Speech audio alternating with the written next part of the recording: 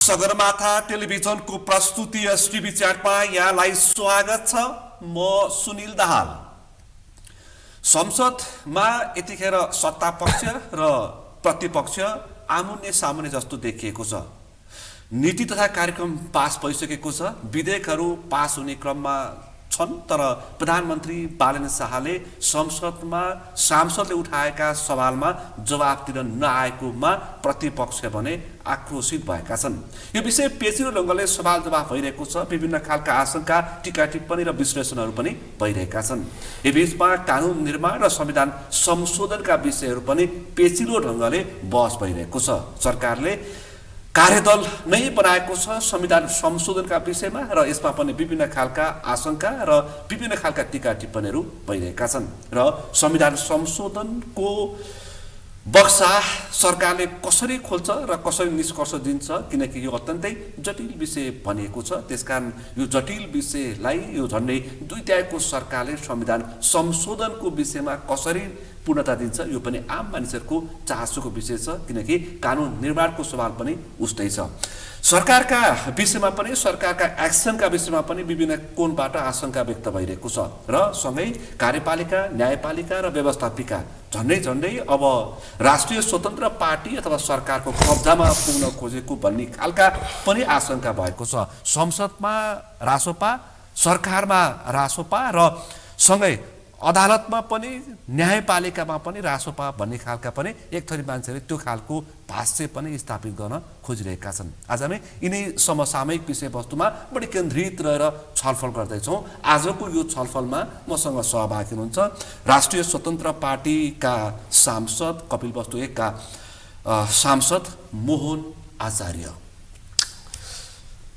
यहाँलाई स्वागत छ। धन्यवाद। आराम हुन्छ? ठिक छु। अब संसदमा सत्ता पक्ष र प्रतिपक्षको आमुने सामुने भइरहेछ। तपाईँ अब संसद पनि बुझेको, कानुनको पनि विद्यार्थी र तपाईँ यो संविधान सभा र 72 को संविधान लेखन प्रक्रियाको पनि एक किसिमको साक्षी पनि हुने अवसर प्राप्त गरेको व्यक्ति अहिले आफै नै संसदमा पुग्नु भएको छ। प्रधानमन्त्री संसदप्रति जवाफदेही चाहिँ हुनुपर्छ कि पर्दैन? म छलफल यहाँबाट प्रारम्भ गर्छु, त्यसपछि खास विषयमा प्रवेश गर्छु। धन्यवाद सोनलजी, यो अत्यन्तै महत्त्वपूर्ण प्रश्न उठाउनु भएको छ। खास गरी हामी संसदीय प्रणालीमा छौँ आजका मितिसम्म। संसदीय प्रणालीमा चाहिँ सरकार संसदप्रति जवाफदेही हुनुपर्छ र भइराखेकै छ भन्ने लाग्छ मलाई। संसदमा हामीले चाहिँ संसद नियमावली फर्काएर हेऱ्यौँ भने प्रधानमन्त्री वा प्रधानमन्त्रीले तोकेको कुनै मन्त्री संसदमा गएर आफ्ना कुराहरू एकै चाहिँ सांसदहरूले सोधेको प्रश्नहरूको जवाफ दिने अभ्यास नै हो। हामी कहाँ चाहिँ प्रधानमन्त्री नै संसदप्रति उत्तरदायी भएनन् भन्ने जुन भाष्य निर्माण गरिएको छ त्यो गलत हो। प्रधानमन्त्रीले गर्न खोजेको चाहिँ के? हुन त सरकार बनेको लगभग 2 महिना मात्रै पुरा भएको छ। सरकारलाई 100 दिनको सुविधा हुन्छ। अझै पनि राष्ट्रिय स्वतन्त्र पार्टी अथवा बालेन्द्र नेतृत्वको सरकारलाई 100 दिनको सुविधा छ। तर जसरी विषय उठाउनु भएको छ अत्यन्तै महत्त्वपूर्ण भनेको सरकारको नीति तथा कार्यक्रम पनि पास भइरहेछ, विधेयकहरू पनि पास भइरहेका छन्। प्रतिपक्षहरूले आक्रोश व्यक्त गरिरहेका छन्। यो बीचमा प्रधानमन्त्रीले आएर जवाफ दिँदाखेरि के फरक पर्थ्यो?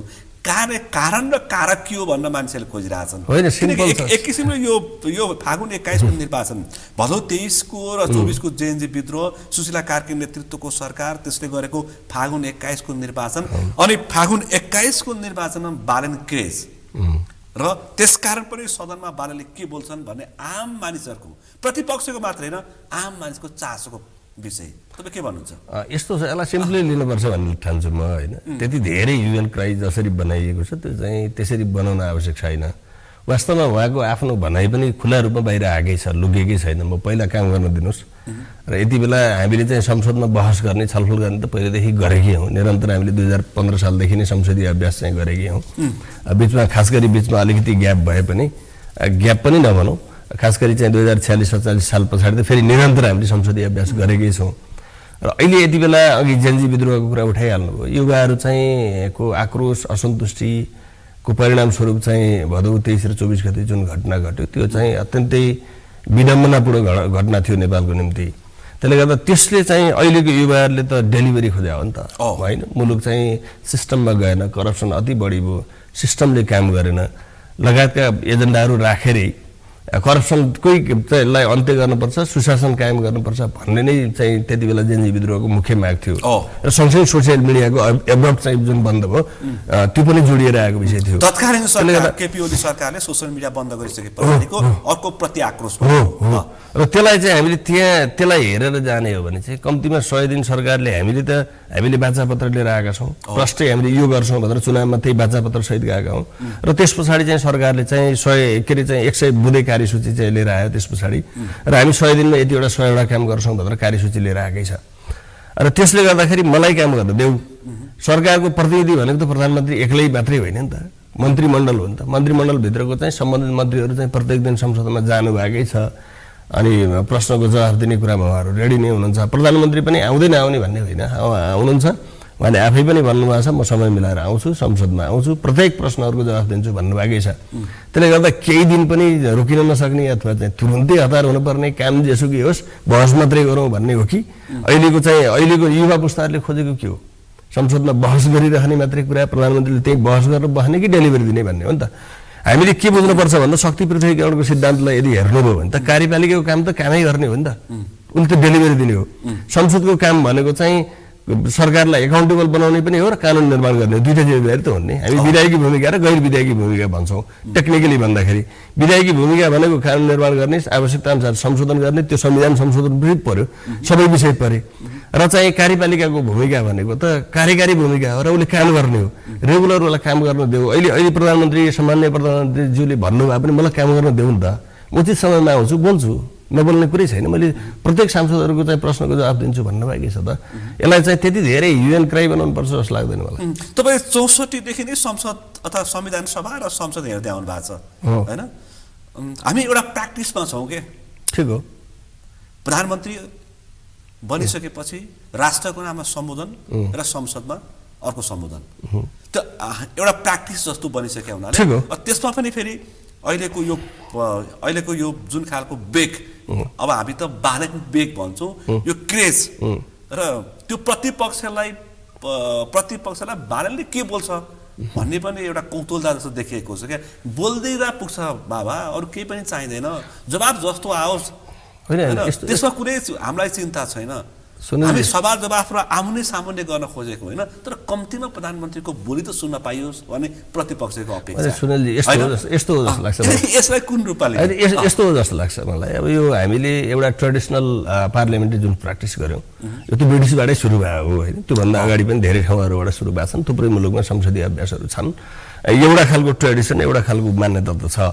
तर त्यही हिजो 2/3 बहुमत भइरहेको सरकारले त गरिराखेकै त्यही थियो नि त होइन। त्यहाँ चाहिँ त युवाहरू त सन्तुष्ट त भएन। त्यसले गर्दाखेरि हामीलाई डेलिभरी देऊ मुलुकमा। अब चाहिँ यत्रो चाहिँ युवाहरू जबरजस्ती चाहिँ 48 डिग्रीको तापक्रममा खाडी मुलुकमा गएर काम गर्नु परिरहेको छ युवाहरूले। यहाँ रोजगार पाएनौँ, हामीलाई चाहिँ काम गर्ने अवसर देऊ। हामी जबरजस्ती बाध्य भएर चाहिँ वैदेशिक रोजगारमा जानु नपरोस्, यही रोजगारी प्राप्त गर्न सकौँ भन्ने छ। त्यति मात्रै होइन, म निर्वाचनमा जाँदै गर्दा र अहिले पनि म कहाँ जति फोन आउँछन् नि, यति धेरै अपेक्षा छ नि, त्यो अपेक्षाहरू सम्बोधन गर्नको निम्ति अपेक्षा पनि सम्भवतः जेनजी विद्रोह पछाडि यति धेरै भयो नि, किनकि हामी कहाँ समस्या बढी भए र एकैचोटि पाइलअप भएर चाहिँ धेरै कुराहरू जम्मा भइसकेपछि मान्छेहरूले यो चाहिँ रातारात चमत्कारै भइहाल्छ कि भन्ने अपेक्षा भएको छ। त्यसलाई कम्तीमा 35 वर्षको आक्रोश छ के मानिसहरू छ, 35 वर्षको आक्रोश। मान्छेहरू चुड्कीको भरमा सम्बोधन होस् र सुल्झियोस् भन्ने मान्छेको तीव्र अपेक्षा छ होइन। ठ्याक्कै बर्माले एकैचोटि चाहिँ त्यो भनौँ न पाण्डवहरूको निम्ति सर्रै एकैचोटि चाहिँ दरबार बनाए जस्तो त्यस्तो बनाइदियोस् भन्ने अपेक्षा छ। हामीसँग साधनको सीमितता छ, धेरै कुरा स्रोतहरूको सीमितता छ, धेरै कुराको सीमितता त छ नि त। एउटा दोस्रो चाहिँ कतिपय कानुनहरू नै बाधक छन्। कतिपय ठाउँहरूमा हामीले काम गर्न सक्ने चाहिँ थुप्रै के अरे काम गर्ने क्रममा चाहिँ ब्युरोक्रेसी एउटा खालको पुरानै एउटै खालको ढर्रामा आफ्नै हिसाबले चाहिँ अगाडि बढिरहेको छ। जम्मै कुरालाई सुधार गरेर लिएर जाने कुरामा त तपाईँ 100 दिन पनि पर्खिन नसक्ने भन्ने त हुँदैन नि। तर एउटा प्र्याक्टिस के हो भन्दा सरकार जहिले पनि सत्ता पक्षको हो र संसद चाहिँ प्रतिपक्षको भनिन्छ। प्रतिपक्षले आवाज उठाइराख्ने कुरा र उहाँले चाहिँ सरकारलाई एकाउन्टेबल बनाउनको निम्ति जोड गरिराख्ने कुरा फाइन, ठिक छ, त्यसलाई अन्यथा लिन पनि परेन। र उहाँहरूको अपेक्षा चाहिँ बालनको बेलामा बालनको बोली नै सुन्न पाए हुन्थ्यो त्यस्तो चाहिँ हो जस्तो लाग्दैन। सरकारलाई अलि बढी एकाउन्टेबल बनाउन खोजेको, सरकारलाई कतै चाहिँ ट्र्याकभन्दा बाहिर जान्छ कि भन्ने कुरामा सजग बनाउन खोजे हो भन्ने लाग्छ। त्यो त पोजिटिभै हो, त्यसलाई नेगेटिभली नै परेन।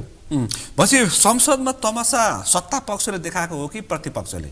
सत्ता पक्षले त कसरी तमासा देखाएर खुरुखुरु कार्यक्रम गरिरहेको छ, विधेयक ल्याएको छ, छलफल भइरहेको छ। तपाईँ हेर्नुभयो भने अघिल्लो 2/3 बहुमतको सरकार हुँदा पनि बजेट अधिवेशनमा कतिवटा विधेयक पास हुन्थे।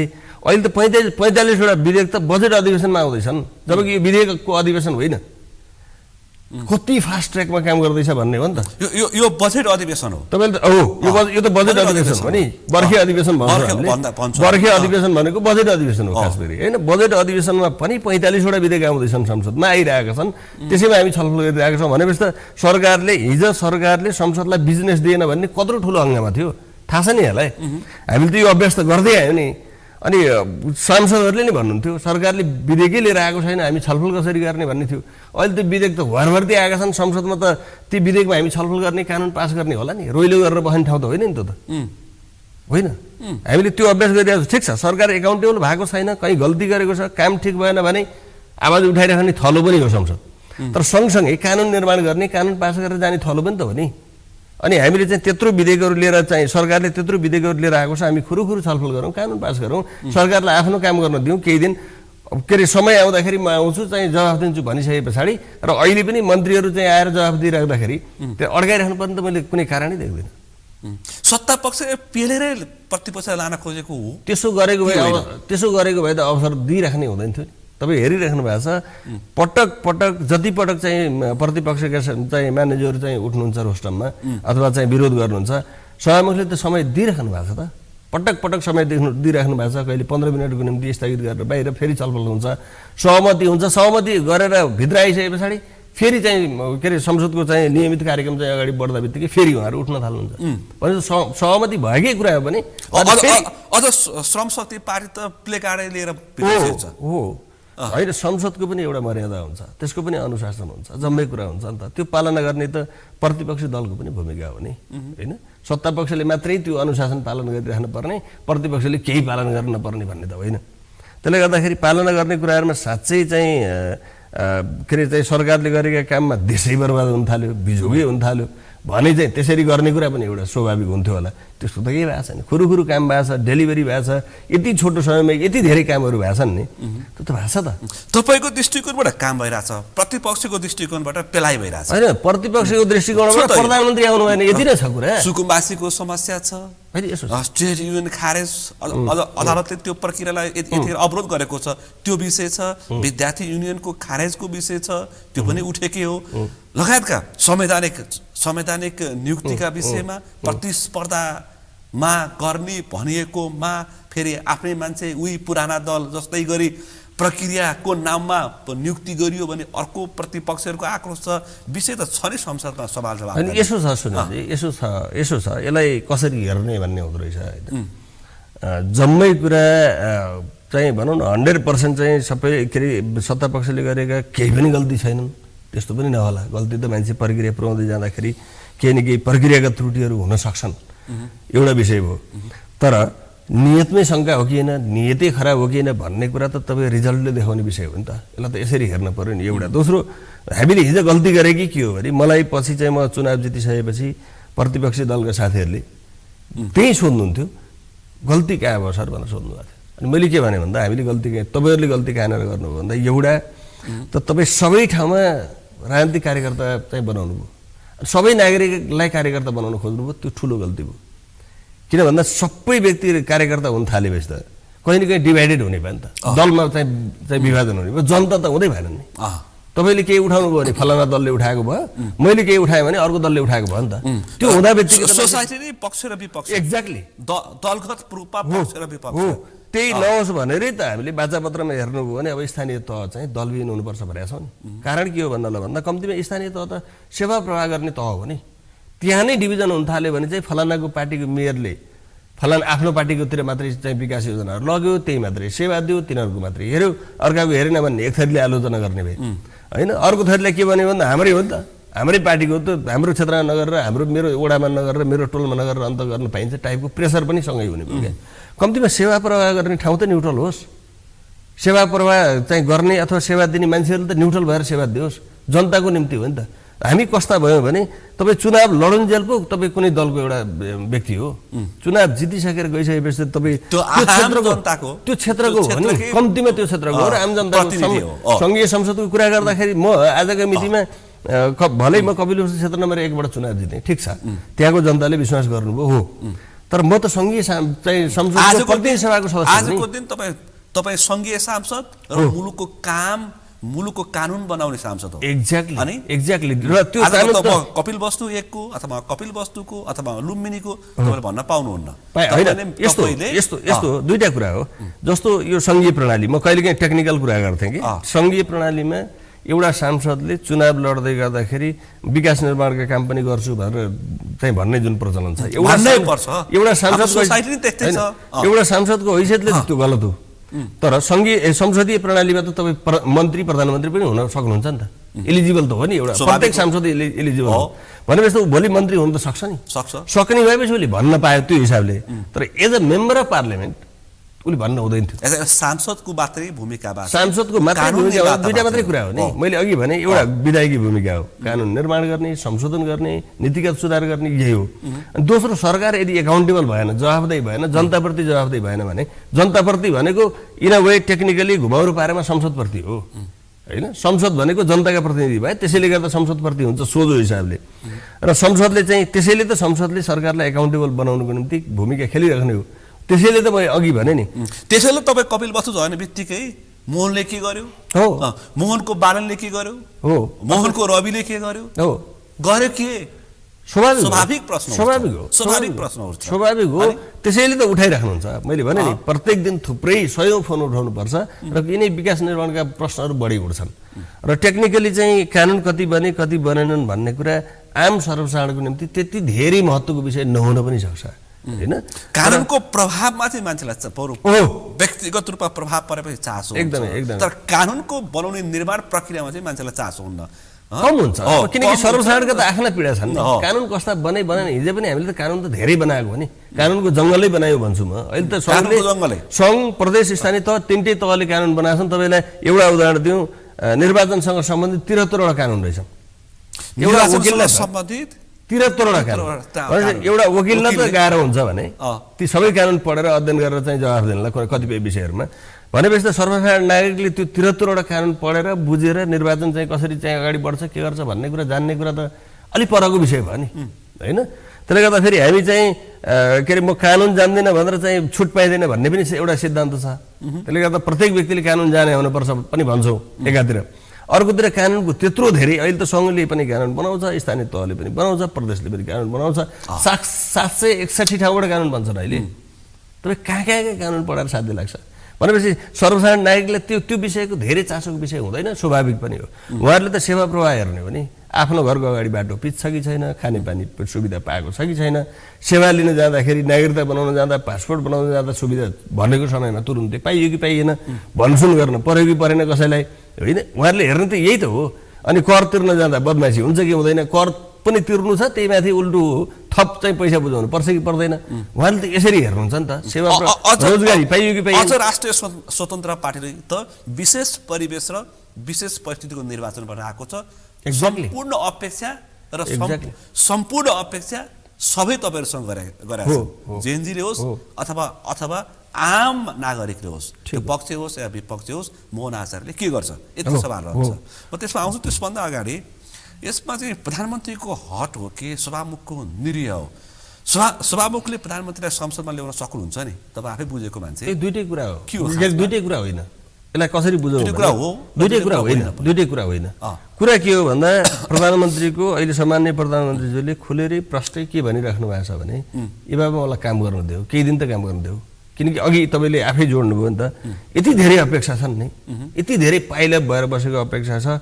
त्यो अपेक्षा हामी अहिले पनि भदौ 23 र 24 गते फेरि जल्दी सम्झौँ न, यो मुलुकमा के भएको थियो 2 दिनभित्र 26 घन्टाभित्र कस्तो भयो होइन। अब यो मुलुकले फेरि त्यस्तै खालको विद्रोह त थेक्न सक्दैन होइन। हामीले गर्न के पर्ने भएको छ भन्दा छोटो समयमा कम्तीमा वाह सिस्टमले अब काम गर्न थाल्यो। तपाईँ हेर्नुहोस् न, अहिले नागरिकता बनाउन जानुहोस्, अहिले पासपोर्ट बनाउन जानुहोस्, अहिले ड्राइभिङ लाइसेन्सको चाहिँ लिन जानुहोस्, हिजोको तुलनामा 2 महिना अगाडि भन्दा र अहिले हेर्नुहोस् न धेरै फरक त भएको छ। र म आफै पनि मानिसहरूले स्वरूप बदलिएछ, एक्ज्याक्टली स्वरूप बदलिएछ भनेर मान्छेलाई प्रतिक्रिया दिन थालेका छन्। 2 महिना मात्रै भएको छ नि, 2 महिना भित्रमा 2 महिना भएको छ जम्मा, 2 महिना 5 वर्षको म्यान्डेट भएको सरकार। एक्ज्याक्टली अनि 2 महिना भित्र यत्र धेरै चाहिँ सुधारहरू हुन सक्दा रहेछन्। हामीसँग स्रोत नयाँ थपियो होइन। हिजो ड्राइभिङ लाइसेन्स चाहिँ बनाउँदाखेरि 4 वर्ष लागिरहेको थियो, रिन्यू गर्दा पनि 4 वर्ष लाग्ने गरेको थियो, कसैको 3 वर्ष 4 वर्षमा बल्ल पाउँथे। अहिले तुरुन्तै पाउने गरेको छ भनेपछि त त्यही होइन सुधार भने। सिस्टम त्यही हो, मान्छे त्यही हुन्, कर्मचारी त्यति हुन्, मेसिन त्यति छन्, नयाँ थुप्रै मेसिन लिएर आएर झ्यापझ्याप्ती छापे पनि होइन। अनि त हुँदो रहेछ नि तपाईँको चाहिँ यदि इच्छा शक्ति भयो चुड्कीमा चमत्कार गरे त हो, कतिपय त हो नि। हो भनेपछि देखिन्छ मान्छेले। हो 2 महिनाभित्र जम्मै कुरा सिस्टम पनि सुधारियोस्, कानुन पनि 2 महिनामै जम्मै सबै चाहिएको छ, छैन नि, सबै चाहिएको छ। एक्ज्याक्टली जे सम्भव छ सबै चाहिएको छ मान्छेलाई, जे सम्भव छ त्यो त सुरु भएको छ। र त्यसको निम्ति संसदले गर्ने काम संसदले गरिराखेकै छ आफ्नो हिसाबले, सरकारले गर्ने काम आफ्नो हिसाबले सरकारले गरिराखेकै छ। हामी अहिले शक्ति पृथकीकरणको सिद्धान्त भने त त्यही हो नि, कार्यपालिकाले चाहिँ काम गर्ने हो, डेलिभरी दिने हो, सेवा प्रवाह गर्ने हो, व्यवस्थापिकाले कानुन निर्माण गर्ने हो र सरकारलाई जवाफदेही बनाउने हो, न्यायपालिकाले तपाईहरु झन्डै 2/3 को बल मिचाइमा त होइन नि, पटक्कै होइन। त्यस्तो देख्दैन म त, त्यस्तो त हुँदै होइन नि, कहाँ छ र त्यस्तो। जस्तो चाहिँ यो संविधानको कुरा तपाईँले सुरुमै उठाइहाल्नुभयो, संविधान संशोधनमा यदि 2/3 को बल मिचाइ हुन्थ्यो भने, उदाहरण मात्र दिन्छु म, 2/3 को बल मिचाइ हुन्थ्यो भने त राष्ट्रिय स्वतन्त्र पार्टीको आफ्नो बाचापत्र थियो, के कुरा संशोधन गर्ने भन्ने प्रश्न छ, सरकारको आफ्नो कार्यसूची आएकै छ। त्यसैमा हामी चाहिँ संविधान संशोधन विधेयक लिएर आउँथ्यौँ सरकारको तर्फबाट, लिएर आएर चाहिँ संसदमा टेबल गरिन्थ्यो, त्यसपछि पास गर्ने भए गरेर नभए 2/3 ले पास गर्छौँ भनिन्थ्यो होला नि त। बहसपत्रको चाहिँ सुरुवात किन हुन्थ्यो? बहसपत्र भने त फेरि थप छलफल गर्नको निम्ति, मुलुकभरि छलफल गर्नको निम्ति बनाइने पत्र न हो त्यो, त्यता किन जान्थ्यो सरकार? बलमिचाइ गर्ने भएको भए त त्यसो गर्दैन थियो। र अरू कानुनमा पनि तपाईँ हेर्दै जानुहोस्, पटक पटक चाहिँ हामीले त्यति पटक चाहिँ प्रतिपक्षी दलहरूले पटक पटक हात उठाइराख्दा, रोस्टममा गरिराख्दाखेरि चाहिँ तुरुन्तै जम्मै कानुनहरू पास गर्दा अथवा नीति तथा कार्यक्रमहरू पास गर्दा सबै गर्दाखेरि सुरुमै चाहिँ गर्ने भए गरेर नभए 2/3 ले पास गर्छौँ भन्दै जाने हुन्थ्यो होला नि त। अवसर त दिएको सक्रिय जनमत पनि छ, सामान्य बहुमतले गर्ने हो, 2/3 छ लगभग झन्नै, भनेपछि सजिलै सकिन्थ्यो होला, पुग्छ भनेपछि त चाहिँ बलमिचाइ गर्ने भए त त्यसरी जान्थ्यो नि त। त्यो त गरेको देखिँदैन, त्यस्तो होइन। हो ठिक छ, अलिकति एकाउन्टेबल बनाउने कुरामा भोलि चाहिँ ट्र्याकभन्दा बाहिर जान्छ कि भन्ने कुरामा प्रतिपक्षी दलहरूले प्रश्न उठाइराख्ने कुरामा त त्यसलाई अन्यथा लिएकै छैन नि। ठिक छ, मसँग हाउगुजी जस्तो कस्तो देखिन्छ, त्यो त उहाँले जान्ने कुरा हो, किन त्यसो गर्नुभएको छ भने उहाँले जान्नु पर्यो। हाउगुजी के हो त प्रधानमन्त्री? होइन, हिजो चुनाव हारेको पीडा पनि होला होइन, धेरै कुरा सँगसँगै जोडिएर आउँछन्। हेर्नुहोस्, पोलिटिक्स हो यो होइन, पोलिटिक्समा चाहिँ हिजो कसरी चुनाव हारियो, कसरी चाहिँ जनताले तह लगाए भन्ने खालको त्यो पीडा त अझै भर्खर त हो, धेरै भएको छैन नि त। त्यो पीडा पनि सँगसँगै आलै छ, त्यो पीडा पनि होला, त्यसको आक्रोश पनि होला, धेरै कुरा जोडिएर आएका होलान् होइन। कतै चाहिँ फेरि कतै भित्र शङ्का पनि होलान्, हुन त पाए। हिजो न राजनीति गरेको, न के गरेको, आफ्नो पेसा व्यवसाय गरेको मोहन आचार्य अस्ति रासोपाबाट टिकट लग्यो, सरलगै जितेर आयो। हो त, एकछिन मान्छेलाई बस्न नसक्नु भएको छ। हो त, अनि त्यो त फेरि जनताले के खोजाइरहेछन् भन्ने हो नि त। हामीले यदि चाहिँ जनमतको कदर गर्ने हो भने, जनताको मतको कदर गर्ने हो भने, जनताले त हामीलाई चाहिँ छिटो काम गर, डेलिभरी दिऊ, हाम्रा युवाहरू चाहिँ विदेशमा बसेर त्यस पछाडि चाहिँ उस्तै परे चाहिँ मलाई चाहिँ भोट हाल्न समेत उहाँ आउन पाउनु भएन, युवाहरू भर्खरका युवाहरू, हामीले त्यही भोट हाल्ने अवसर पनि दिलाउन सकेनौँ। त्यस पछाडि उहीँबाट फोन गरेर आमा बुवा जेसुकै भए पनि मैले मेरो उम्मेदवार त चिन्दिनँ, तर भोट चाहिँ घन्टीमै हाल्नुहोस् भन्नुभएको छ नि। रासोपाको प्रधानमन्त्री बालेन शाह निरङ्कुशतातर्फ उन्मुख हो? पटक्कै होइन, त्यो पनि भन्छ, पटक्कै होइन। होइन, भन्न त पाइयो, संसदै भनिरहेछन् नि। होइन, भन्न त त्यही त भने, त्यो त हिजोको पीडा हो नि। तानाशाहको एउटा सत्य कुरा के हो भने, एउटा सत्य कुरा के हो भने तपाईँको संसारभरिको तपाईँले बोकेको 72 को संविधानले प्रधानमन्त्री त्यहाँ लान दिन्छ? सम्भवै छैन नि, सम्भवै छैन नि, कहाँ हुन्छ? होइन, यो त जुन संविधान सभाले बनाएको संविधान हो, यसको अपमानै गर्ने भएको भए अथवा यसलाई गर्ने भएको भए त मैले अघि नै भनिसकेँ नि, यो बहसपत्र तयार गर्ने इत्यादि केही हुँदैन थियो। संविधान संशोधन विधेयक लिएर गइन्थ्यो, 2/3 ले पास गरेर अगाडि बढिन्थ्यो नि। तर सर्लक्कै प्रधानमन्त्री हुने बित्तिकै झ्याप्पै अध्यादेश बोकेर आउनु हो, त्यो त आवश्यकता थियो। अहिले हेर्नुहोस् न, यही संसदको देखाउँदैन, कानुनको वकालत गर्ने मान्छे है फेरि। हो, होइन, यस्तो कसरी यसको पुठ्याइ गर्नुहुन्छ? यसका 2-3 वटा कुरा छ, 2-3 वटा। म आफै पनि हिजोको हिजोको भनेको यो बिचको 3 वर्ष छोडेर त्योभन्दा अगाडिको जुन 5 वर्षको संसदीय अभ्यासमा हामी कहाँ 39वटा अध्यादेश आएका रहेछन् है। अध्यादेश आइसके पछाडि त्यो अध्यादेशलाई चाहिँ 60 दिनभित्र संसदले अनुमोदन गर्यो भने त्यसले काम गर्छ, गरेन भने चाहिँ संसद चाहिँ बैठक बसेको 60 दिनभित्र अनुमोदन गरेन भने त्यस नल एन्ड भोइड हुन्छ भनेको खारेज हुन्छ यतिकै। र अर्को कुरा सरकारको दायित्व जहिले पनि के हो भन्दा संसद नबसेको बेलामा अति आवश्यक भएको बेलामा वा संसद बस्ने नै चाहिँ छिटै बस्ने अवस्था छ भने पनि कानुन चाहिँ तुरुन्तै चाहिएको छ भने त्यस्तो बेलामा संसदीय प्रक्रिया त छ। त्यो प्रक्रियाले म भन्दैछु प्रक्रियाले चाहिँ मागेको छ कि छैन भन्ने प्रश्न हो। त्यो बेसरी किन बेसरी नभई नहुने भएको थियो। संसद बोलाएर फेरि संसद सुन्नुहोस् म भन्दैछु त्यो बारेमा भन्दैछु। अनि त्यस पछाडि चाहिँ के हुन्छ भने हामीले चाहिँ के अरे त्यस पछाडि सरकारले विधेयकहरू लिएर आउँछ संसदमा। त्यो विधेयकहरू चाहिँ त्यही जुन अध्यादेश हो त्यही अध्यादेशलाई ऐन सरह कन्भर्ट गर्ने गरी चाहिँ विधेयक लिएर आउँछ, जसलाई हामी प्रतिस्थापन विधेयक भन्छौँ। त्यो प्रतिस्थापन विधेयक लिएर आइसके पछाडि प्रतिस्थापन विधेयकले चाहिँ विधेयकलाई संसदले पास गरिसके पछाडि त्यो चाहिँ ऐन बन्छ, कानुन बन्छ, रेगुलर कानुन बन्छ। त्यही विषयमा अभ्यास त्यही हो। हिजो जुन चाहिँ 5 वर्षको अभ्यासमा चाहिँ हामीले हेऱ्यौँ, हेर्दा 39वटा विधेयक आए र त्यो 39वटा विधेयक पछाडि चाहिँ संसदले त्यस पछाडि सरकारले के गर्यो भन्दा जम्मा 6वटा प्रतिस्थापन विधेयक लिएर आयो भनेपछि बाँकी 33वटा त त्यत्तिकै गए भनेको सरकारको अधिवेशनमा 2टा मात्रै कानुन बनेको दृष्टान्त पनि छ। अनि त्यही त भन्दैछु, त्यही पुरानो संसदमा हामी देखेका छौँ। त्यही त भन्दैछु। भनेपछि त्यति बेला त ती अध्यादेश किन आएका रहेछन् भने कि त दल फुटाउन आएर रहेछन् कि दल जुटाउन आएर रहेछन् भन्ने प्रश्न भयो। सरकारले प्रतिस्थापन विधेयक समेत ल्याएन, 6वटा मात्रै ल्यायो 39 मध्ये। सरकार बदल्यो, माधव नेपालको पार्टी फुटाइदिनु पर्यो। सरकार बदल्यो, उपेन्द्र यादवको पार्टी फुटाइदिनु। अहिले त्यस्तो भएको छ र? यी अध्यादेशहरू त्यसको लागि आयो भने कुनै दललाई असर पार्नको निम्ति इत्यादिको निम्ति त होइन, देश बनाउनु, एउटा देश बनाउन हो नि। तपाईँ हेर्नुहोस् न, चाहे त्यो सहकारीको चाहिँ सँग सम्बन्धित अध्यादेशको कुरा गर्नुहोस्, चाहे चाहिँ संवैधानिक परिषदसँग सम्बन्धित विषय हेर्नुहोस्, नभए त अहिले निर्वाचन आयोग चाहिँ अहिले पनि खाली छ। खाली भनेको प्रमुख निर्वाचन आयोग त हुनुहुन्न होइन, कामु हुनुहुन्छ। त्यस पछाडि गएर सर्वोच्च अदालतको प्रधान न्यायाधीश खाली थियो होइन, कामु भएर चलाइराख्नु भएको थियो। सर्वोच्च अदालतकै प्रधान न्यायाधीश खाली हुँदा त एउटा चाहिँ सरकारका जुन राज्यका 3वटा अङ्ग हुन्, 3वटा अङ्गमध्ये एउटा अङ्ग त खाली भएर एक खालले जुन चाहिँ डेलिभरी दिन नसक्ने भएर बसेकै थियो होइन। त्यसलाई त तुरुन्तै ल्याउनु पर्ने थियो नि त होइन। त्यसलाई चाहिँ हो, त्यसले गर्दाखेरि चाहिँ सहकारीको पनि मुद्दा त पेचिलो मुद्दा बन्दै गएको र चाहिँ बिचरा साना चाहिँ उहरू चाहिँ जम्मा गरेका साना चाहिँ सानातिना पैसाहरू जम्मा भएर पेचिलो मात्र होइन, जीवन मरणको सवालको एक्ज्याक्टली। अहिले त सहकारीको पैसा बाँड्न थालिएछ नि। त्यसले कसलाई असर गरेको छ? कुनै दललाई असर गर्ने विषय त छैन होइन। तर राज्य कोषबाट गयो होइन, त्यो त उठाउँदै तिनैबाट उठाउँदै दिँदै गरिरहेछ त भनिरहेछ त सहकारी बोर्डले। प्रतिपक्षले ठगहरूबाट उठाउनु पर्यो अनि ठगिएकालाई दिनु, त्यही त भइरहेछ अहिले, भागै त्यही त हो। तर होइन यस्तो हुन्छ, कस्तो हुन्छ भने तर राज्य कोषबाट दिँदाखेरि ठगहरू उम्किने भए यसलाई प्रश्न के हो भने के हुनुपर्छ यस्तो कुरामा भने कतिपय कुरा जस्तो इभन कहिलेकाहीँ अपराध गरेको अपराधीले, हामी अपराध पीडितको हक भन्ने चाहिँ संविधान मौलिक हकमै राखेका छौँ होइन। अपराधीले अपराध गर्यो, त्यस पछाडि चाहिँ कहिलेकाहीँ अपराधीबाटै जुन चाहिँ क्षतिपूर्ति पीडितलाई भराउनु पर्ने हुन्छ नि, यदि पीडितलाई चाहिँ तुरुन्तै अपराधीबाट भराउन सकिने स्थिति छैन भने राज्यले दिनुपर्छ। राज्य त जनताको अभिभावक हो, एउटा विषय त्यो। यता सहकारी बोर्डहरूले जुन चाहिँ सरकारले चाहिँ आफ्नो नियन्त्रणमा लिएको छ, पैसा उठाउँदैछ। कतिपय मान्छेहरू विदेशमा छन्, कोही ठगेर हिँडेकाहरू, कोही कहाँ छन् तुरुन्तै उठाउन सक्ने पार्टी सभापतिसँग जोडेको विषय छ। र यसलाई यसरी हेरौँ, तत्काल जनतालाई कम्तीमा चाहिँ सानो लगानी गरेर चाहिँ बसेकाहरू चाहिँ सानो चाहिँ पेसा गरेर थोरै पैसा जम्मा गर्दै चाहिँ जम्मा गरेका उहरू कतिपय विरुद्ध चाहिँ आमा बुवाहरूले जम्मा गर्नु, कतिपय बच्चाको उनीहरूलाई त जतिसक्दो छिटो कालो धन बचत गर्ने होइन कि होइन, सहकारलाई त्यसो पनि भन्नु हो। त्यही त सानो चाहिँ लगानीकर्ता भनेकै छ त।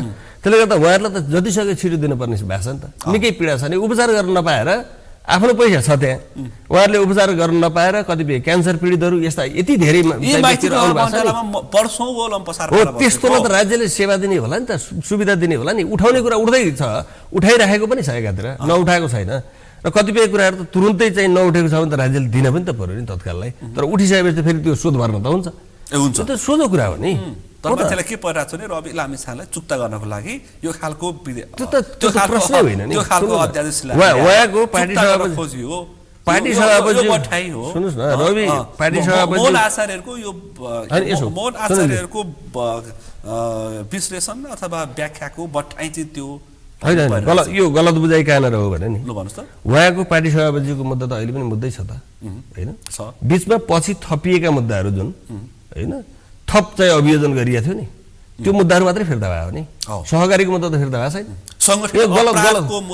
सङ्गठित अपराध हेर्नुहोस् है यसमा चाहिँ के गलत भएको थियो त्यति बेलै भएन नि महाधिवक्ताको कार्यालयले चाहिँ ठगी मुद्दा सहकारीसँग सम्बन्धित मुद्दा चाहिँ दर्ता गर्यो अदालतमा एउटा विषय हो यसलाई छुट्याएर हेर्नुपर्छ अनि पछि चाहिँ के भयो भन्दा त्यो त ठगी मुद्दा त आर्थिक चाहिँ जुन लेनदेनमा भोलि अदालतले चाहिँ दोषी नै ठहर गर्यो भने पनि त्यो गर्ने नगर्ने कुरा भिन्दै छ दोषी नै ठहर गर्यो भने पनि त्यो कारोबार भइसके पछाडि दुनियाँवादी फौजदारी मुद्दा भन्छौँ हामीले त्यसलाई त्यो चाहिँ त्यसले चाहिँ दीर्घकालीन असर गर्दैन व्यक्तिलाई भनेको कतै नियुक्ति इत्यादि हुने कुरा पोलिटिकल अपोइन्टमेन्टमा कहीँ असर गर्दैन ठगी मुद्दाले दुनियाँवादी चाहिँ फौजदारी मुद्दाले त्यस्तो असर गर्दैन तर सम्पत्ति शुद्धिकरण सम्बन्धी मुद्दा र सङ्गठित अपराध सम्बन्धी मुद्दाले दीर्घकालीन असर गर्छ मान्छेलाई र पछि थपिएका मुद्दा हुन्थ्यो नि किन थपियो भने बाङ्गो बाटोबाट यो मान्छेलाई यी दुईटा कुरा थपिएन भने भोलि यसले फेरि उन्मुक्ति पाउँछ राजनीतिक रूपमा हामीले ठुलो घाटा हुन्छ भनेर पछि थपिएका मुद्दा थिए थप्न चाहिँ मिल्छ कि मिल्दैन थप्न मिल्छ तर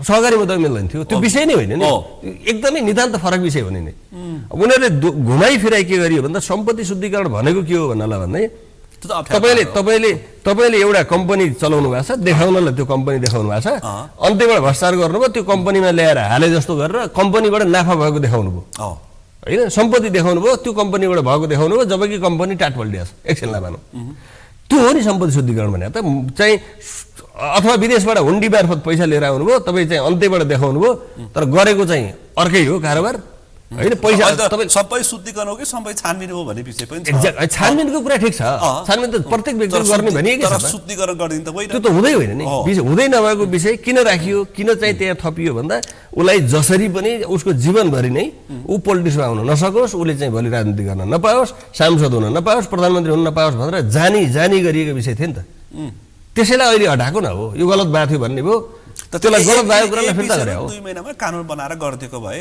यत्रो 5 वर्षको यस्तो मजबुत म्यान्डेट बोकेर आएका मोहन आचार्यहरूले आफै कानुन बुझेका मान्छे उनीहरूले कानुन बनाएर गरिदिएको भए अध्यादेश नै होइन अध्यादेशको विषय फेरि यसरी बुझाइ छ एउटा कुरा सुन्नुहोस् न अध्यादेशको कुरा के हो भने सरकारले प्रतिस्थापन विधेयक पनि ल्याइहाल्छ होइन अब अधिवेशन बसिहाल्छ सरकारलाई हुटुटी हो काम गर्ने हो यति हो त्यो प्रश्नै बुझिन्छ भरि पहिलामा देखिन्छ हो होइन हामीले त भाषा गरेका छौँ 100 दिनभित्र यति काम गर्छौँ मात्र होइन अनि त्यो 100 दिनभित्र कानुनै पास नभएपछि तपाईँ गर्नुहुन्छ कसरी भने के त्यो बाजा गरेका कुरा पुरा गर्नलाई जनतालाई पालन नेतृत्व अथवा रासोपा या तपाईहरुलाई यो 100 बाछा पत्र पुरा गर्ने हुटुटी छ र त्यसकै प्रति उत्पादन हो अध्यादेश हो यसरी हेर्नुस् न राष्ट्रिय स्वतन्त्र पार्टीको बाचापत्र थियो हामी बाचापत्रको आधारमा चुनावमा गएका हौँ होइन जनतालाई हामी यो गर्छौँ भनेर देखाएर गएका हौँ त्यही आधारमा जनताले हामीलाई भोट दिनुभयो भन्ने बुझ्न पर्यो झन्डै 2/3 बहुमत दिनुभएको छ तपाईँको मत हेरेर थाहा हुन्छ र हामीले के पनि भनेका छौँ सबै दल एकातिर जोड्दाखेरि पनि तपाईँको मत हो त्यसो भइसके पछाडि हामीले त तुरुन्तै फेरि हामी 100 दिनभित्र यो गर्छौँ भने पनि छौँ होइन सरकारको 100 बुँदै चाहिँ कार्यसूची आएकै छ त्यो कार्यसूची पुरा गर्नको निम्ति तपाईँ कहाँ बाधा छन् त्यो नहटाइसक्नु फेरि अन्य दलहरूको पनि घोषणापत्र पनि समेटिएको छ अहिलेसम्म हेर्नुभयो भने हामीले म आफै पनि संसदीय अभ्यासमा त म लामो समयदेखि म आफै सांसद भइन तर त्यो अभ्यास त हेरिराखेको मान्छे हो नि त त्यो हेरिराख्दाखेरि के गरिन्थ्यो भन्दा हामीले हिजोका चाहिँ घोषणापत्र राजनीतिक दलका घोषणापत्र चुनावी घोषणापत्रहरू कहाँ के भयो भनेर एनालाइसिस गरेर हेरिराख्थ्यौँ अधिकांश राजनीतिक दलहरूले त्यो घोषणापत्र चाहिँ चुनावको निम्ति मात्रै हुन्थ्यो त्यस पछाडि उहाँहरूले त्यो फर्काएर हेरेको मैले कहिले पाइनँ चुनावसम्म हुन्थ्यो चुनाव पछाडि सक्यो चुनाव पछाडि सिरानीमुनि हुन्थ्यो एक्ज्याक्टली हामीले के गर्यौँ भन्दा चुनाव सिद्धिँदा बित्तिकै हाम्रो मात्रै बाचापत्र होइन सबै राजनीतिक दलको घोषणापत्रलाई सँगै राखेर त्यो 100 बुँदे कार्यसूची बनाएको हो नि किनकि यो त उहाँहरूले पनि त जनतासँग कमिटमेन्ट गरे हो नि र त्यो पुरा गर्ने जिम्मा त अब झन्डै 2/3 बहुमत आएपछि त हाम्रो पनि हो नि भनेर ल्यायो भने यसलाई त सदासहायतापूर्वक चाहिँ गरिएको भन्ने अर्को विषय हामी समय धेरै कम छ तपाईँसँग धेरै विषय छ अर्को विषय संसदमा नि तपाईँहरूसँग सरकार पनि तपाईँहरूसँग अब कार्यपालिका न्यायपालिका व्यवस्थापिका अथवा अदालत पनि तपाईँहरूसँगै भयो होइन? अब त्यस्तो बुझाइ कसरी आयो? हो, संसदको कुरा झन्डै 2/3 बहुमत छ। मैले अघि नै भनिसकेँ संसद प्रतिपक्षको भनेर आवाज उठाइराख्नु भएको देख्नु भएको छ। सजिलैसँग कानुन बनाउन सक्नुहुन्छ, विधेयक पास गर्न सक्नुहुन्छ। त्यो पेलेर अथवा चाहिँ सजिलैसँग सकिन्छ भनेर पेलेर जाने भएको भए मैले अघि नै भने नि विधेयक आउँथे खुरुखुरु जान्थे, जसले जति विरोध गरे पनि मतलब हुँदैन थियो। त्यो त भएको छैन नि, अभ्यास देखिराख्नु भएको छ। अहिले त लाइभ छ त टेलिभिजन, दुनियाँले देखेकै छ त होइन? होइन, एउटा जहिले पनि प्रधानमन्त्री आएन भन्दै हरेक दिन चाहिँ त्यही रोइलो गर्न पर्ने भने त आवश्यकता छैन। संसदमा म अरू नै देख्छु, त्यो एउटा विषय भयो। जति देख्छु संसदमा म राजसभाका मात्रै सांसद देख्छु। त्यो त छ त, 182 जना भएपछि त त्यो देखि नै भयो त, संख्या छ होइन? त्यसले गर्दा चाहिँ त्यो देखिएकै भयो एउटा कुरा।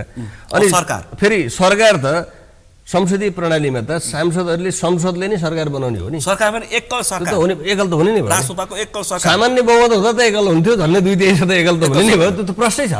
त्यसपछि न्यायालय हो, न्यायालयको कुरा गर्दाखेरि कुरा के हो भने न्यायालयको व्याख्या चाहिँ हामी गलत गर्दैछौँ भन्ने हो क्या। के हो भन्नुहोस् त? कुरा के हो भन्नलाई भने यसलाई कसरी हेरौँ भन्दा संवैधानिक परिषदले सिफारिस गर्ने विषय हो प्रधान न्यायाधीशको हकमा। अहिले प्रधान न्यायाधीशको न विषय बनाएको छ, अरू न्यायाधीशहरूको हकमा त अहिले भर्खर न्याय परिषदको विषय अगाडि बढाएको छैन, न्याय परिषदले केही गरिहालेको छैन। त्यसले गर्दा संवैधानिक परिषद र प्रधान न्यायाधीशको विषय मात्रै नै छ, इस्यु त त्यही हो। त्यही आधारमा चाहिँ तपाईँले जसरी भन्नुभयो त्यही कुरा चाहिँ त्यो आधारमा आएको होला भन्ने बुझ्छु म होइन।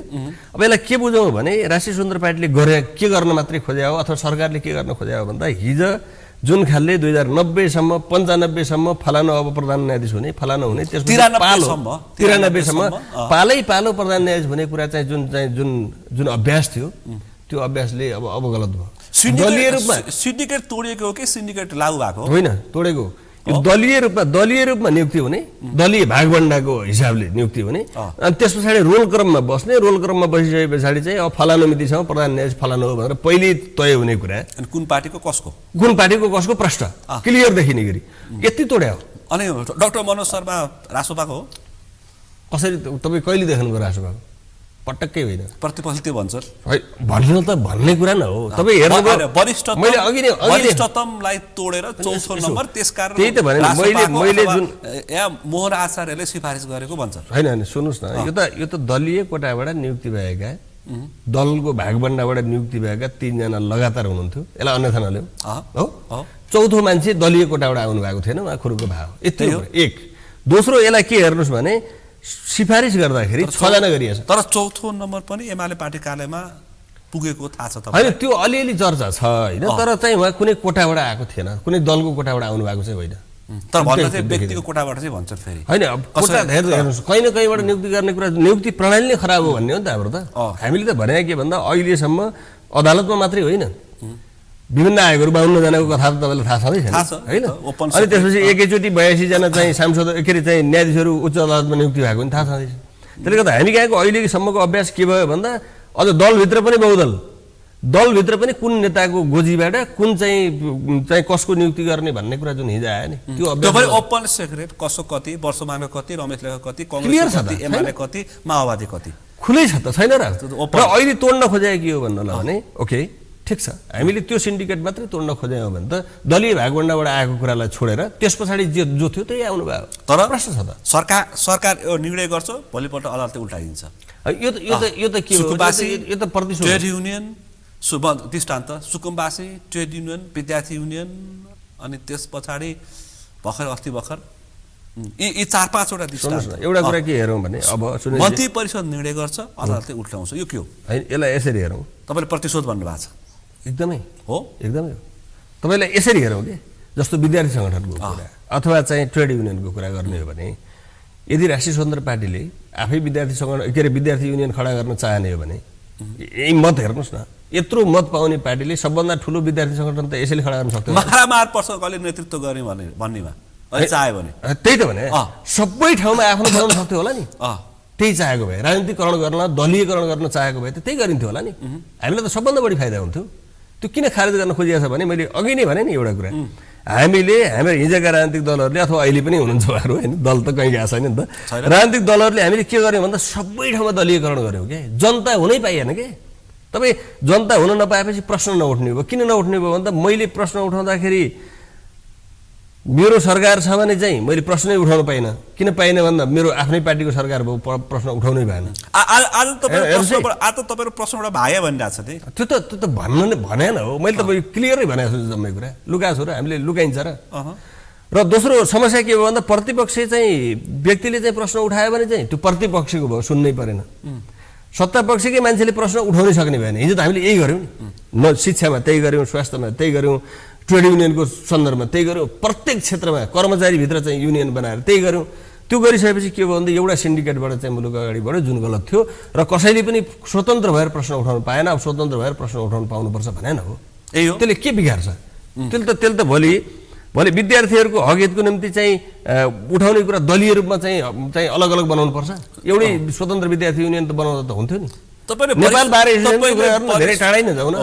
नेपाल बार एसोसिएसन त एउटा चाहिँ शुद्ध कानुन व्यवसायहरूको अर्गनाइजेसन हुनु पर्थ्यो नि। त्यस्तो सरकारसँग आक्रोशित छ, त्यस्तो छ र त्यही भएर आक्रोशित भएको त हो नि। नियम मिच्यो, दलीय कुरा, वरिष्ठता मिच्यो, परम्परा मिच्यो। हिजो त्यही गर्दा दलको कोटाबाट आउँदा, दलको गजीबाट आउँदा केही नमिचेको हुने। आज सिस्टम चाहिँ इस्टाब्लिस गर्न खोज्दा चाहिँ रोइलो हुनुपर्ने त प्रष्टै बुझिन्छ त, बुझिन्न? त्यहाँ पनि त दलीय रूपमा चुनाव भयो हो, प्रष्टै होइन। सबै ठाउँमा हेर्नुहोस् न, कहाँ त्यस्तो भएको छैन र। अदालतको न्यायाधीश समेत चाहिँ मात्रै नबोक्ने हो, चुनाव त सबै दलीय। त्यही त हो, त्यही अन्त्य गर्न खोजेको क्या हामीले। कम्तीमा भोलि राष्ट्रपालले पनि त्यही गर्न सकोस् भन्ने हो क्या। कम्तीमा यो दलले पनि नगरोस् भनेपछि जुन खालको परम्परा तोड्दाखेरि आएको पराक्रम हो कि निरङ्कुशता हो, तर्फ उन्मुख हो? होइन होइन, यो त पराक्रम मात्रै हो, पीडा हो।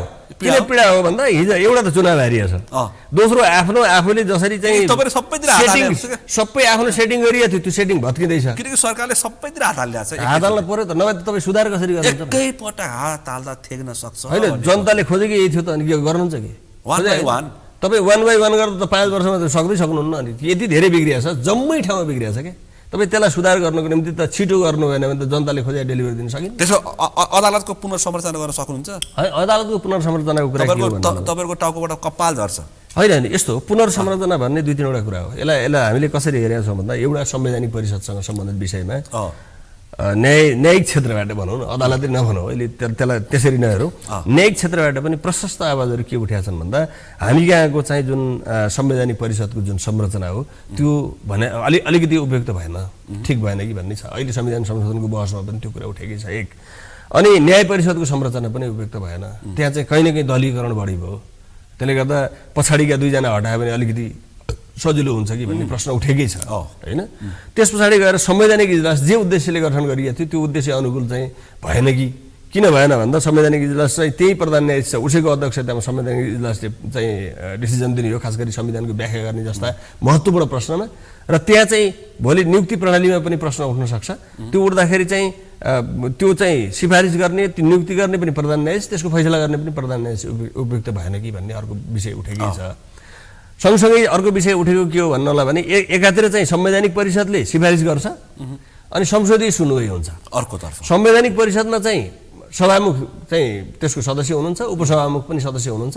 सभामुख र उपसभामुखले सिफारिस गरेको विषयमा चाहिँ त्यही चाहिँ सांसदहरूले फेरि त्यसको सुनवाई गर्छन्, केरकार गर्छन्। अनि केरकार गर्छन्, प्राय चाहिँ नियुक्ति पनि गर्छन् फेरि, प्राय है, अब सबै नभनौँ, 1-2 घटना बाहेक, दीपक राज जोशी 1-2 घटना बाहेक कति उपयुक्त हो? तपाईँको राज्यको माथिल्लो निकायमा जाने मान्छेको हुर्मत पनि लिने अनि नियुक्ति पनि गर्ने, त्यो हुने व्यवस्था। हुर्मत लिएर नियुक्ति गरेपछि त बदनाम भइसकेका मान्छेलाई नियुक्ति गरे भयो नि। 3 दर्जन आरोप पछाडि नियुक्ति हुन्छ। एक्ज्याक्टली, त्यसले त्यो खेपिरहनु पर्छ। हो, त्यसले मात्रै खेप्ने कुरा भएन कि, त्यो त मुलुकले खेप्यो नि भने। तपाईँ एकछिनलाई मानिलिनुहोस्, प्रधान न्यायाधीशले के गर्नुपर्छ? सुन्नुहोस् न, प्रधान न्यायाधीश नियुक्ति हुँदै हुनुहुन्छ, एकछिनलाई मानौँ, नयाँ प्रधान न्यायाधीश न्यायपालिकाको एउटा खम्बा भयो। अनि न्यायपालिकाको खम्बा प्रधान न्यायाधीशले 50वटा आरोपसहित खेपेर अनि प्रधान न्यायाधीश बनाउनुभयो तपाईँले भने मिडियामा छरपष्ट आउने नै भयो। त्यो आउँछ होइन, मिडियामा छरपष्ट आइसकेपछि सर्वसाधारण जनताले के भन्ने भयो त खराबै रहेछ भन्ने के गर्नुपर्छ? होइन, यो चाहिँ सिस्टम नै अन्त्य गर्नुपर्छ। इधर संवैधानिक सुनवाई सम्बन्धी व्यवस्था हटाउनुपर्छ और त्यस्तो ठाउँहरूमा चाहिँ जुन सिफारिस गर्ने मेकानिजम फेर्नुपर्छ होइन। ठिक छ, तपाईँ कार्यपालिकाले नियुक्ति गर्छ, व्यवस्थापिकाले चेक गर्छ, संसदीय सुनवाई गर्छ भने फाइन। अर्को पार्नेछु, सरकारले मन्त्री परिषद निर्णय गर्ने, अदालतले रोकिदिरहने अवस्था आयो भने यो द्वन्द्वले राम्रै टसल मसल भयो भने सरकार कुन एक्सनसम्म जान सक्छ? यस्तो छ यो हुन चाहिँ हामीले के भन्छौँ भन्दा संसदीय प्रणाली वा चाहिँ प्रत्यक्ष निर्वाचित कार्यकारी प्रणाली हुँदा पनि हामी राज्यका 3वटा अङ्गहरू बिच अझ चौथो अङ्ग मिडियालाई पनि भन्छौँ अहिले हामी होइन। सिभिल सोसाइटी पनि कहीँ न कहीँ इन अ वे एउटा खालको भूमिकामा हुन्छ, मिडिया त हुने नै भयो।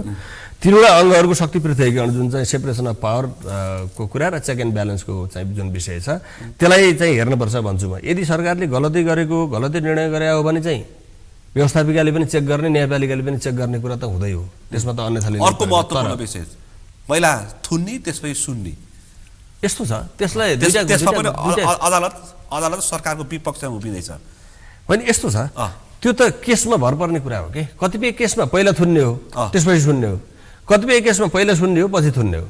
यो त जम्मै केस उस्तै फौजदारी न्याय प्रणालीले यदि गहिरोसँग बुझ्नुभयो भने सबै केसमा एउटै खालको पद्धति हुँदैन। जस्तो एउटा उदाहरणको निम्ति कतिपय मान्छे भाग्ने अवस्था छ भने त पहिला थुन्न पर्यो नि, त्यही गरे सरकारले त्यही गरे। संविधान संशोधन के गर्ने? अनि संविधान संशोधन पार्टीबाट प्रतित्व गर्नुहुन्छ। एक्ज्याक्टली संविधान संशोधन कार्यदल गठन भएको छ अनि जहाँ चाहिँ 9वटा दल भनेको 6वटा प्रतिनिधि सभामा प्रतिनिधित्व गर्ने दलहरू र बाँकी 3वटा चाहिँ प्रतिनिधि सभामा नहुनु भएको तर राष्ट्रिय सभामा प्रतिनिधित्व गर्ने 9वटा दलको एक जना प्रतिनिधि हुनुहुन्छ त्यहाँ कार्यदलमा। हामी निरन्तर छलफल गरिरहेछौँ, 11वटा बैठक बसिसकेका छन् र निरन्तर छलफल गर्ने क्रममा चाहिँ विभिन्न सरोकार लहरसँग पनि छलफल भइरहेकी छ। हिजै मात्रै पनि निजी क्षेत्रका सरोकार लहरसँग छलफल भएको छ। यो जम्मै क्षेत्रका सुझावहरू लिइसके पछाडि यो कार्यदलले चाहिँ बहस पत्र तयार गर्छ। हाम्रो म्यान्डेट त्यही हो, 100 दिनभित्र। यो असीम शाहको कार्यदलले बहस पत्र मात्रै तयार गर्ने, संविधानै संशोधन गर्ने होइन। यसलाई प्रश्न हुन जरुरी छ।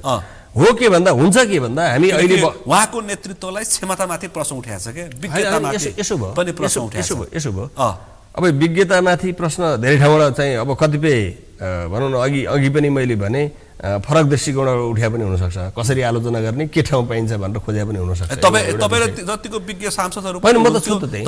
तपाईँ त पार्टीबाट हुन्थ्यो, सरकारबाट भएको भए असहज हुन्थ्यो, होइन छलफलमा जानेहरूलाई पनि अलि असहज महसुस हुँदैन थियो विज्ञहरूलाई भन्ने प्रश्न पनि होइन। यसलाई पनि मैले हेर्दाखेरि चाहिँ फरक हिसाबले हेरेको छु। उहाँ असीम शाहज्यूले के भन्नुभएको छ प्रश्न भने यसलाई टेक्निकली के हेरौँ भन्दा सरकारले गठन गरेको कार्यदल हो। पहिलो कुरा सरकारले गठन गरेको कार्यदल हुँदा बित्तिकै सरकारले सरकार पक्षकै मान्छेलाई संयोजन गर्ने जिम्मा दिने भयो, प्रश्न छ होइन।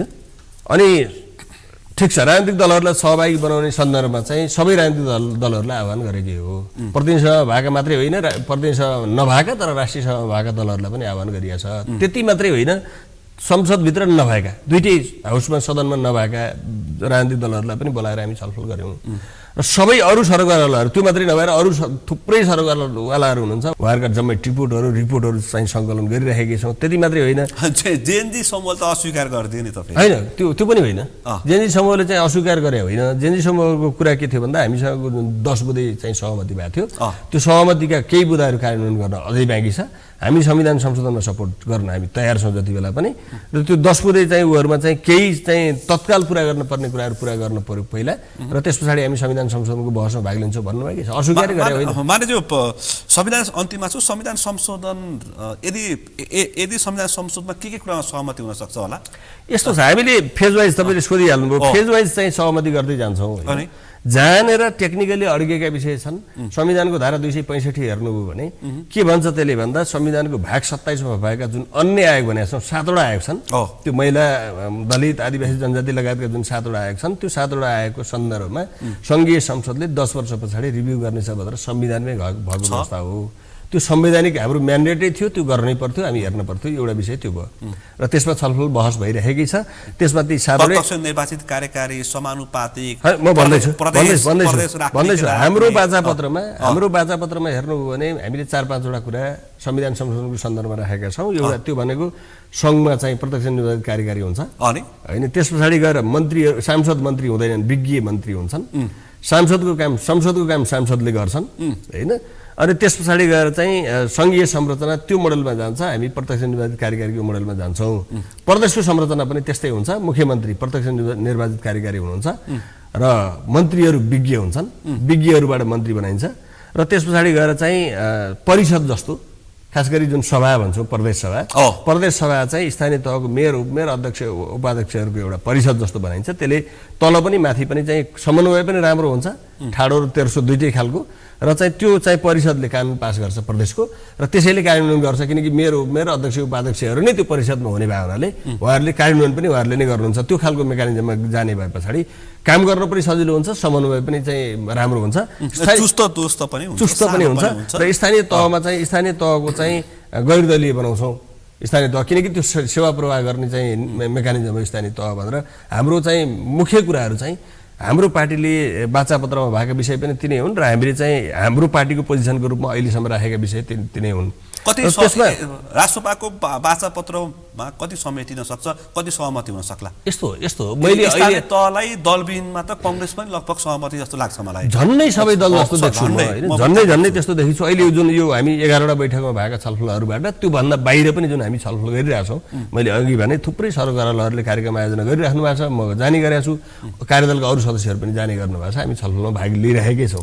त्यहाँबाट आएका कुराहरूमा पनि के देखिन्छ भन्दा स्थानीय तहको हकमा लगभग मोटामोटी त्यो ठिक हो भन्ने देखिया छ हैन, किनकि बायस बढी भयो भन्ने देखिया छ, र प्रदेशको हकमा पनि त्यो ठिक हो भन्ने नै देखिया छ आम रूपमा भन्दा हैन। आम रूपमा चाहिँ त्यो ठिक हो भन्ने देखिया छ, किनकि प्रदेश सभा अहिले जुन 850 जना सांसदको संख्या छ त अति भयो, सांसदको संख्या धेरै भयो भन्ने। वर्षमा 4 चोटि शपथ ग्रहण चाहिँ मुख्यमन्त्री, अनि जतिवटा जिल्ला उतिवटा मन्त्री। अनि संघको हकमा चाहिँ केही दलहरू, खास गरी नेपाली कांग्रेस र केही मधेसवादी दलहरू, एउटा दुईटा दलहरू चाहिँ होइन संसदीय प्रणाली नै ठिक हो, यदि हामी चाहिँ प्रत्यक्ष निर्वाचित कार्यकारीमा गयो भने चाहिँ त्यो सरकार चाहिँ निरङ्कुश हुने डर बढी हुन्छ भन्ने प्रश्न उठाइराख्नु भएको छ। त्यहाँ चाहिँ हाम्रो भनाइ अथवा अरू फेरि जो प्रत्यक्ष निर्वाचित कार्यकारीको प्रश्न चाहिँ एजेन्डा उठाइराख्नु भएको छ, उहाँहरूको भनाइ ठिक छ नि त। यदि त्यस्तो शङ्का हो भने त्यसलाई चेक एन्ड ब्यालेन्स गर्ने गरी अलिक कडा खालको मेकानिजम राखौँ जहाँ चाहिँ निरङ्कुश हुन नसकोस्। त्यस्तो डर लाग्दो हुँदैन संविधान संशोधन विषय?